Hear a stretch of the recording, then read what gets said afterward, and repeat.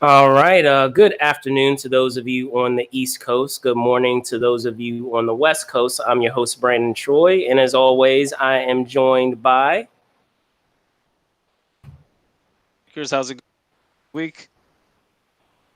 What's going on, Jerome? How you doing, man? Just recovering from the second Pfizer shot. I was I like, we hear have to it. make this one a short one, but it's all good. Good, good, man. Good to see you. Now, as you guys know, thank you guys for joining us. As I said, on this afternoon on the East Coast, this morning on the West Coast, for this edition of This Week in Review. As you will know, we try to use these episodes to comment on some of the news stories that have made the rounds throughout the industry. This is going to be a little more curt, or I should say, a little more short and sweet than our normal show. Just be on the lookout because there will be an additional live episode that we will have following this one. There is a live interview with Mika Borum of the film Hollywood Con, so be on the lookout for that. But otherwise, let's hop right in. I want to get into some minutes as always, just as some reminders. Know that you can find us on Instagram at Movers Shakers Unlimited, as seen below. Um, you can also find us on Twitter at Move and Shake UNLTD, and of course, you can follow along in our conversations right now as we are, right now going on live. However, long after the show, feel free on some of the stories that we talk about or discuss. If you have some further thoughts or comments that you can, follow along in the conversation that we have there with the hashtag that we have, which is TWNRMNSU. So this week in review, Movers and Shakers Unlimited. So with that being said, let's hop into our first story. The first story I wanted to talk about is the drop that we had from Sony Pictures for their upcoming sequel to their film Venom, for the comic adaptation of Venom that we had. It's going to be titled Venom: Let There Be Carnage. Jerome, I'm not sure. I'm assuming that you did Oh, have an opportunity to see yeah, of this course I did. first look, and of course, what are your thoughts on this film and that carryover that we had from that buzzing scene from the first installment? Yeah, I mean, I'm glad that they're finally, introducing Carnage and they're continuing with that. And I know they got Andy Serkis directing the sequel, so I mean, and he has a lot of experience with all the CGI and motion capture, that sort of stuff. So yeah, it's gonna be interesting to see how this is gonna turn out. Yeah, I mean, I feel like it's gonna.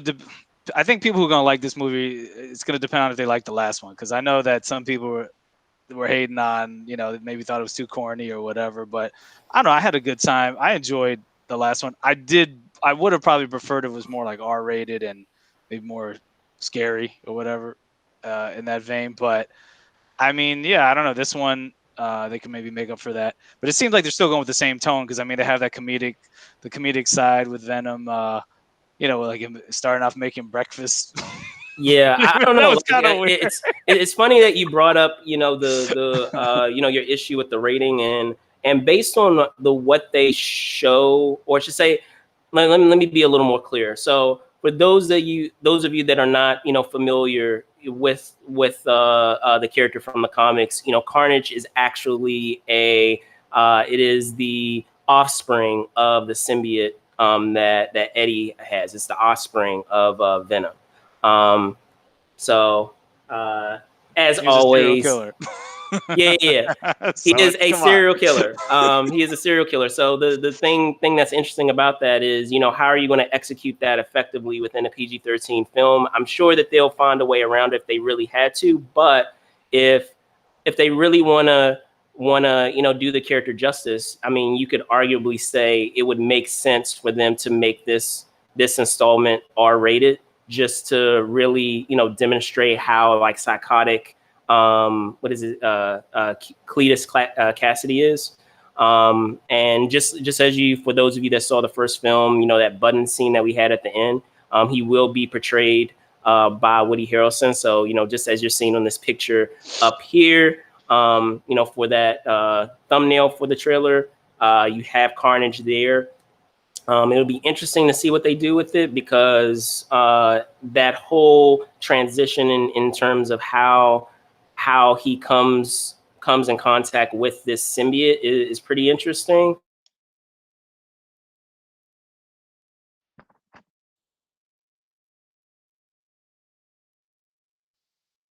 Interested to see how they execute that, and if they really do the character justice, they might very well have to make it R-rated. I know many folks will say, well, perhaps not, because we've had horror films that are PG-13, but still, like, to be able to But not show, gory, like, not gory yeah, ones. That's I know, BS. I You mean know, but I'm they just mean when they saying. say that, they mean suspenseful horror films, not like the ones I that hear have. you, but I'm Yeah. saying in So terms of what it's not Carnage really is that good. capable of, and to really live up to his name, I feel like it would make sense that they would make this, R-rated. And at the end of the day, honestly, what would they have to lose? Because I mean, I don't know if you saw that story, but it appears that Suicide Squad requel, I guess you can say, it's like a soft reboot, but it's kind of a sequel, but it's not really a They just sequel, but added it's the at not. the beginning. But that's going to be R-rated. So why not this film? I mean, we've already had, in terms of like the in the Marvel camp, we've already had Deadpool, and it's demonstrated that you can have an R-rated film. We've had the Joker. I mean, it's been an Oscar winning film in some of its categories, and it made over $1 billion.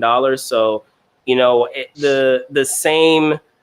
I guess death sentence is not like the strong enough word. It's too strong of a word, but the being slapped with the R rating doesn't carry the same negativity or the same harm that financially that it may have carried maybe 10, 15 years ago.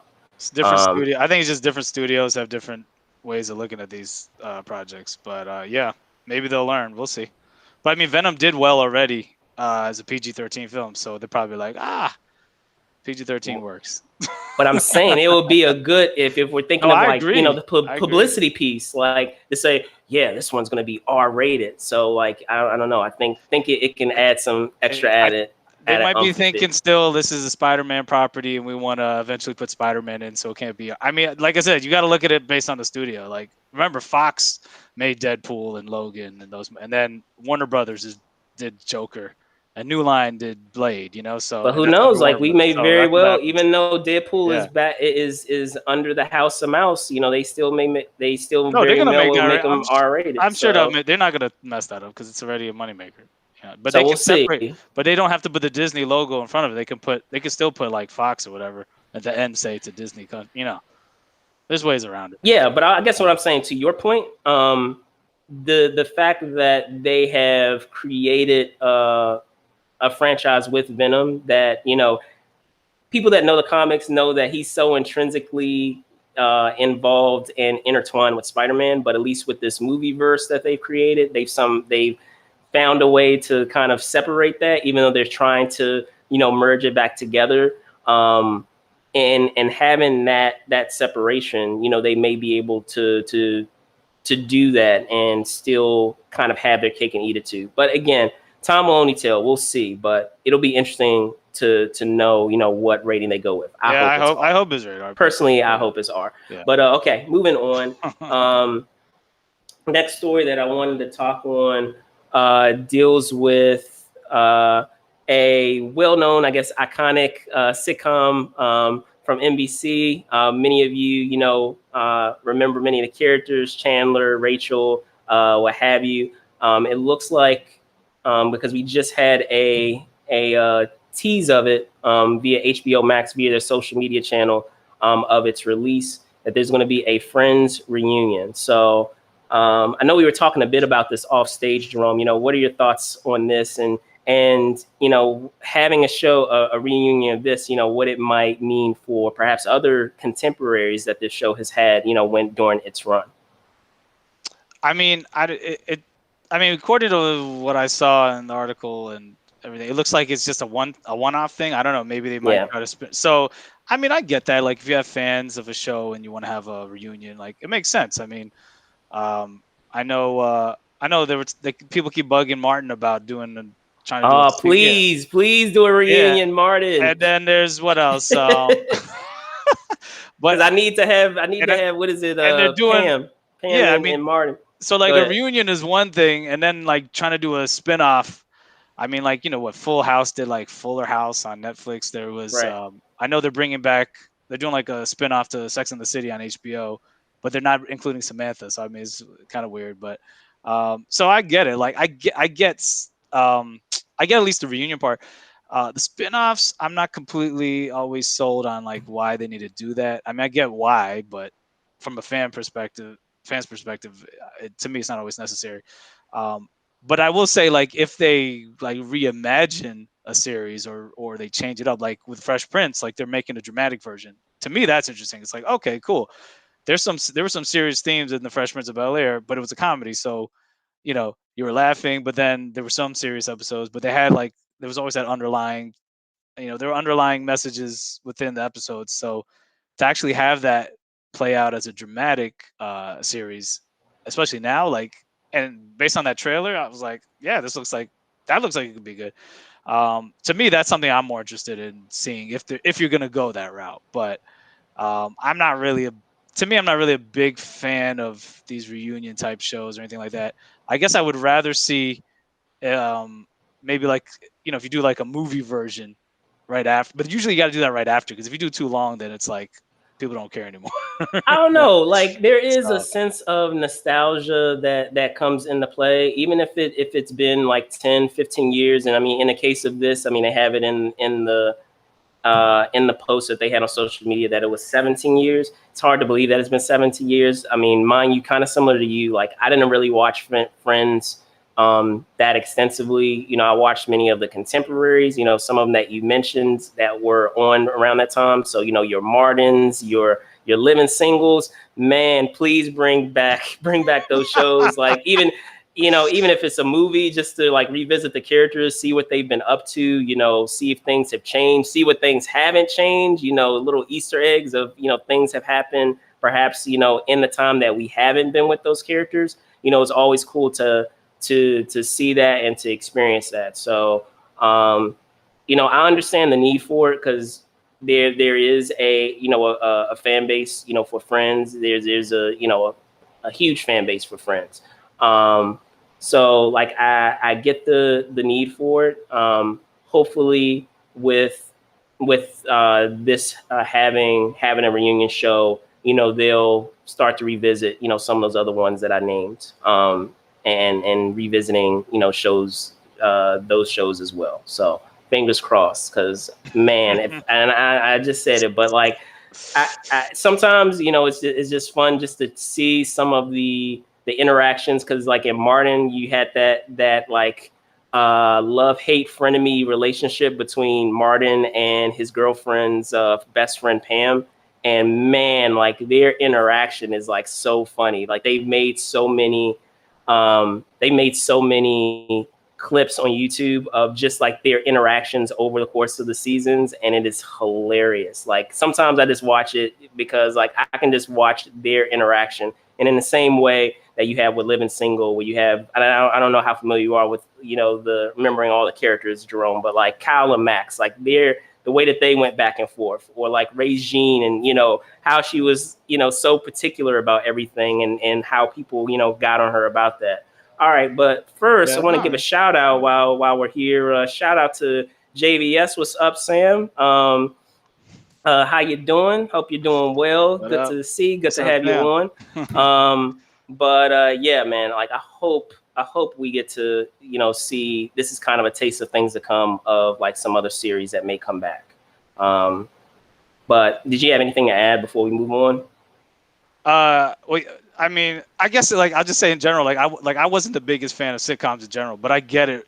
Like for a sitcom, you could do that, but you're not gonna do that with like, a dramatic series for the most part. But nah, I get it. Like if you do at least a one-off, yeah, do something for the fans, But I don't know. I like people to maybe revisit a little bit, but then unless you can make it really, really interesting and unique, like move on. Like there's other, you know, Martin did other Indeed, stuff. Martin did other stuff besides. I mean, like look at was it Living Color? You had all the, or look at Fresh Prince. I mean, the character, the careers that you know transcended after that, or for as sure. artists. And So indeed, Sam, we are that's all. living Well, single. Family Matters, Yeah, man. Family and Matters was good you too. have to do the little, you have to do the, it's Sam, you got to do the little, what is it, the trumpet at the end. You have to do the little trumpet at the end.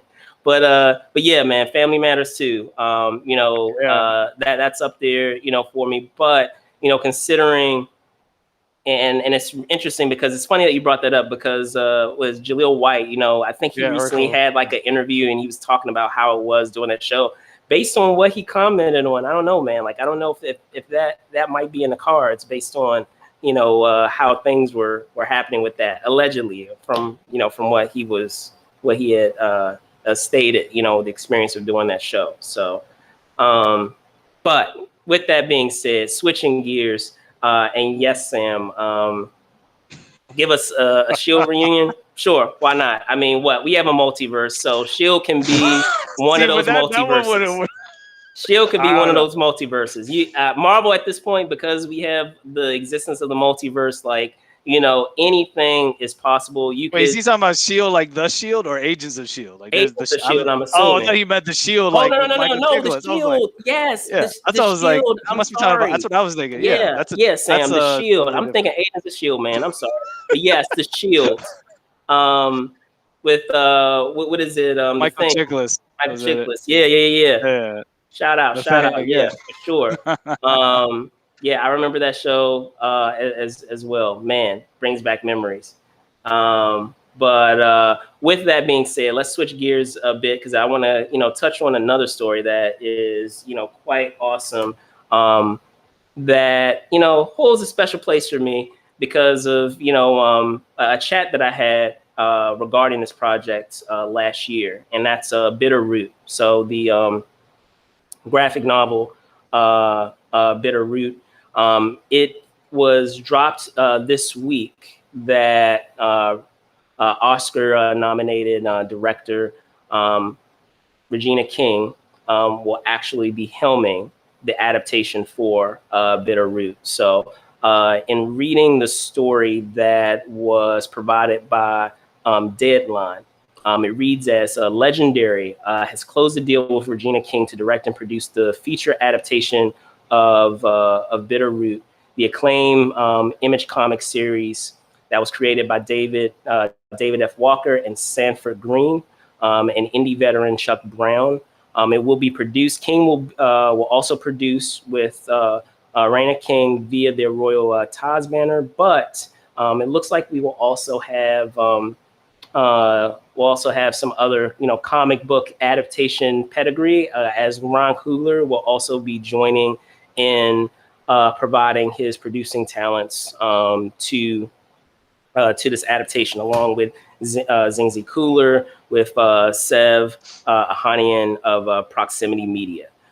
So Jerome, and actually, for those of you that are not familiar with it, it's basically a story that is set during the Harlem Renaissance of 1924. This is the premise of the comic, when a fractured family of the once great monster hunters face an imaginable evil that descends upon New York City.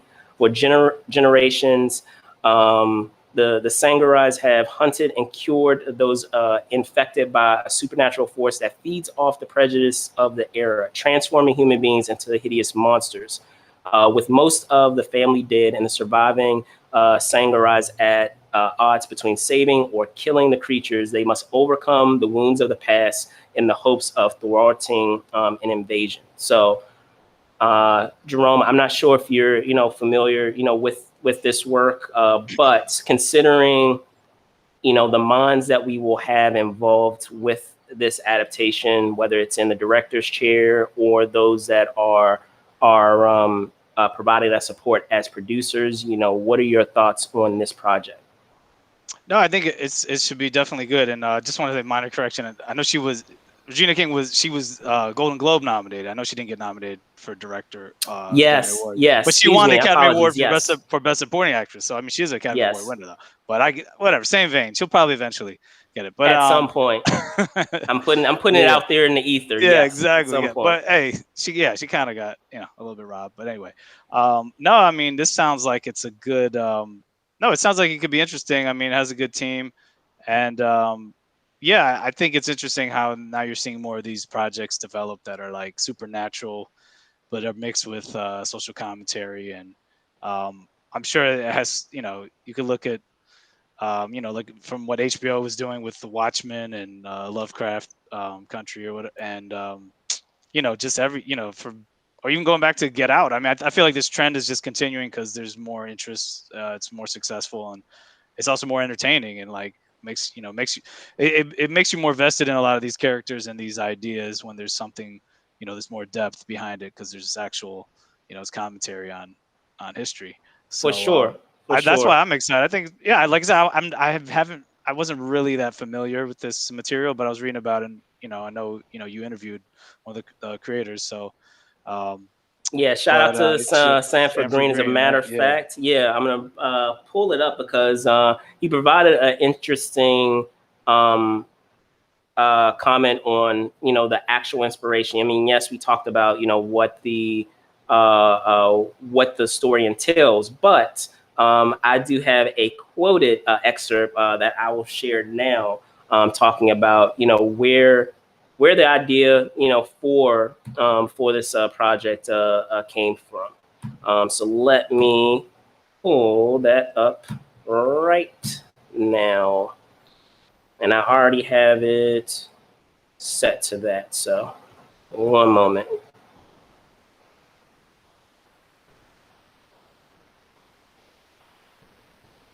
Now, we were before we officially, went on live. You were showing, one of the works that you're co-creator on, and it's been nominated.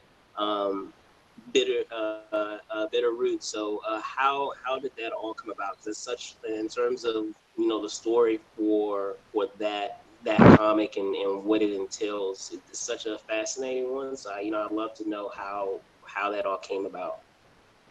Well, Bitter Root, honestly, came about from we're going through this unprecedented time right now, Sure. in our Ironically, it's actually very world. yeah. It again? I was saying, yeah, ironically, yeah, it's actually very, very close to what we're dealing with now. Mm-hmm. Mm-hmm. And truth be told, Bitter Root was kind of conceived through a, um, a previous, uh, I guess, social, political upheaval in our country during the elections, in 2016. Just being candid, it really rocked a lot of people, myself included, and my co-creators. But this was before we were doing anything together. But so I felt this anxiety and stress and uncertainty about just what does this all mean during that time. And the only thing I could think of was to draw and create and try to, get out of that headspace.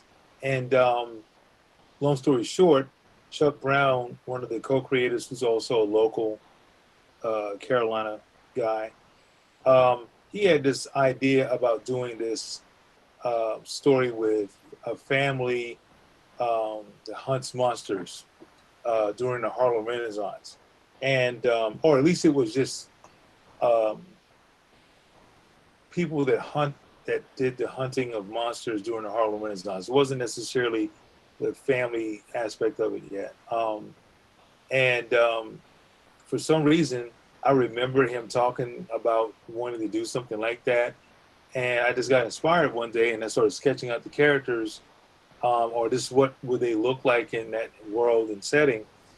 And I showed it to him. He thought it was awesome. And long story short, David, we were still working on Power Man and Iron Fist at the time, and that was wrapping up. And but we wanted to do something else with Luke Cage, possibly with his heritage being in Harlem. Long story short, Marvel passed that up, but we liked the idea, so we took some of the seeds of that, and we started to plant some of that stuff within the concept for Bitterroot. And All right, so there you guys have it. Exclusive there. This, ironically, talking about Bitterroot and where the inspiration came from. It's funny that we are talking about it now because it's it's almost nearly a month out, or not a month, geez, a year out from that chat that we had. Because if I remember correctly, for this property that Sanford had, it was originally planned to be a miniseries, actually, which, in the context of, what we saw with with Lovecraft Country, would make a lot of sense. But maybe because of that, and because of how that series hit, because that series was awesome. However, we still have yet to hear anything about a season 2. And maybe because of how that hit and the fact that it isn't, at least for right now, as we can see, is going to get a season 2. Maybe they decided to change their plans and to make it into potentially a film franchise versus, a TV series. Personally, based on, all the elements that you have in that story, I feel that it might actually function better as a miniseries slash full series. But if the only way we can get this story is, on the big screen, then hey, so be it. Especially if you have Regina King at the helm and you have Ron Coogler producing it. Hey, more power to you. I look forward to checking it out. But Jerome, you were able to hear like some of the BTS, the behind the scenes stuff of how the story came to be. What are your thoughts? No, I think that's I think that was kind of interesting, the whole Luke Cage heritage backstory. I think that's really, I'm surprised Marvel would pass it up, but maybe they just, I don't know. They have so many people pitching them stuff. I have no idea, Yeah. but whatever. That's what happens, if you don't take up one person's pitch or one person's idea, then someone else gets it. But Right. in the end, hey, I mean, what is Image Comics? I mean, we're supposed to see Yeah. another Spawn movie. We're supposed to see a new Spawn movie too. So Oh what's my up with gosh, that? I don't know what's going on with that, man. Like, But this, maybe, I bet maybe this does well, then to be like, okay, yeah, Image Comics, Spawn. I mean, come on. Even though Spawn but did well, I will say this: it's in speaking of Lovecraft Country, a lot of it just in the not specifically, but just along general terms, a lot of it plays or plays like, for those of you that did see, speaking of Lovecraft Country, that did see Lovecraft Country, plays into a lot of those elements or a lot of that style that we have, from that series, and themes that we deal with what was going on with back in the day, with racism and with people dealing with prejudice and bigotry, and putting a supernatural spin on a lot of those historical moments. So I'll be interested to see how they'll try to make this stylistically unique, and have its own identity, because like Lovecraft Country, like I said, was such a unique series. And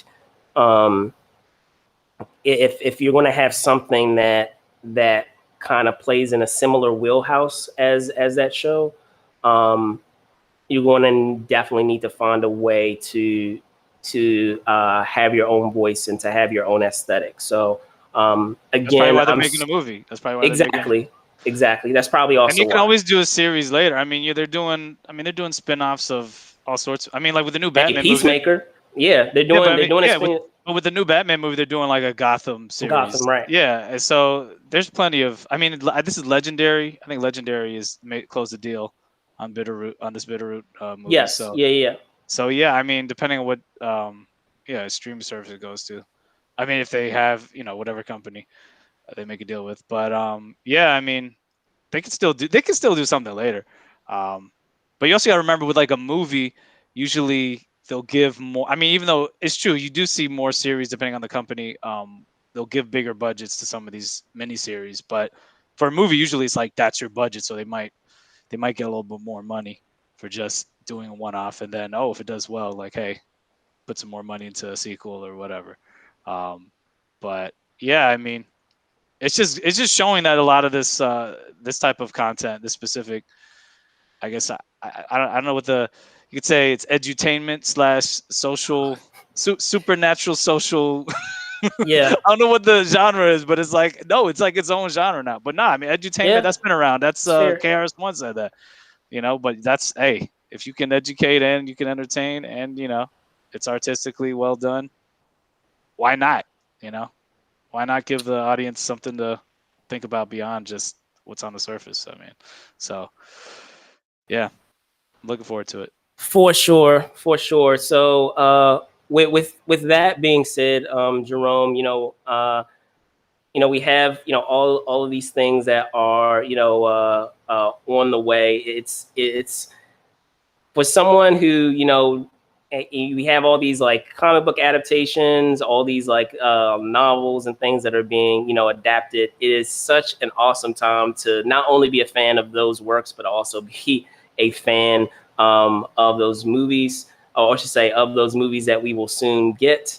And hopefully, we are able to get to a time where many of us can enjoy, and we are getting there, guys. We are getting there at a time where we can all be able to enjoy many of these projects, on the big screen. So, 2 weeks for me. That way, yeah, cannot wait. So, with that being said, Jerome, before we sign off, can you tell folks where they can find you? Yeah, definitely. You can find me on Twitter, JW Bourgeois 21, or on Instagram, JW Bourgeois. Last name, that's B as in boy, OURGEOIS. You can find us, on Facebook, Move and Shake UNLTD, and YouTube, Movers Shakers Unlimited. And just subscribe, like, follow us, and you'll see a lot of good content coming your way. And also, if you're on Clubhouse, you can find me at Jerome Bourgeois. That's one thing. I got to invite you on Clubhouse, man. There's some good convos on there. Okay. All right. All right. So with that being said, I'm your host, Brandon Choi, host and co-creator of Movers and Shakers Unlimited. You can find me at Brandon Choi ENT, as you can see right here down below. So you can find me at Brandon Choi ENT on Twitter and Brandon Choi _ENT on Instagram. Don't forget that we do have another show happening in just under 90 minutes. So if you want to hop over to Facebook and be on the lookout for that live show, it is on the way. So with that being said, thank you guys so much for watching. Be safe out there, and see you soon. See you around, guys. Peace.